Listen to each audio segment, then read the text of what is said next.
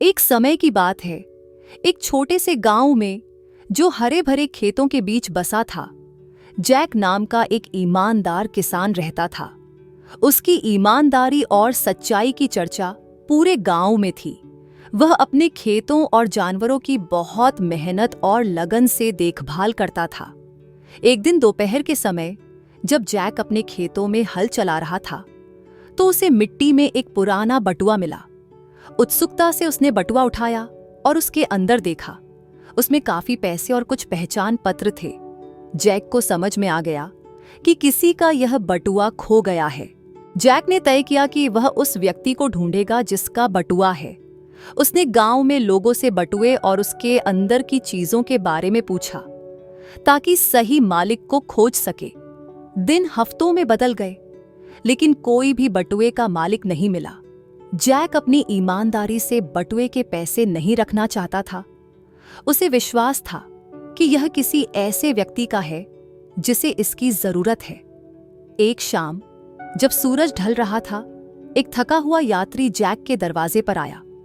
उसने अपना नाम थॉमस बताया और बताया कि वह गांव से गुजरते समय अपना बटुआ खो बैठा था। जैक ने बटुआ थॉमस को लौटाया और थॉमस की आंखों में आभार झलकने लगा। थॉमस ने जैक का बार बार धन्यवाद किया और आग्रह किया कि जैक बटुए के कुछ पैसे अपने पास रख ले।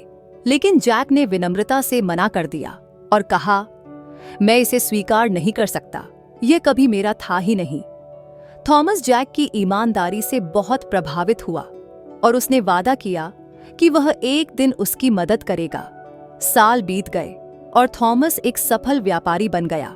उसने जैक की निस्वार्थता को याद रखा और एक दिन गांव वापस आया।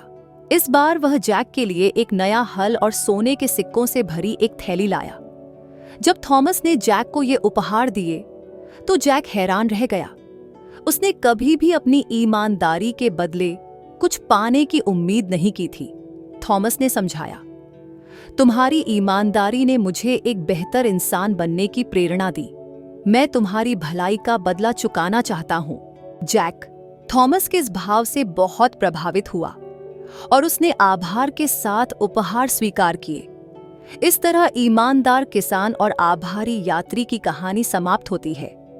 यह कहानी आपको सिखाती है कि हमेशा ईमानदारी, दया और समाज की भावना को अपने जीवन में मत जीवन में अपनाएं।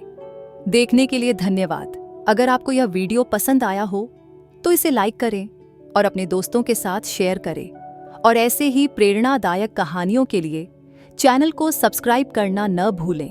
अगले वीडियो तक अपना ध्यान रखें, सच्चाई से जिएं और याद रखें, दुनिया एक बेहतर जगह तब बनती है जब हम सभी थोड़े और दयालु होते हैं।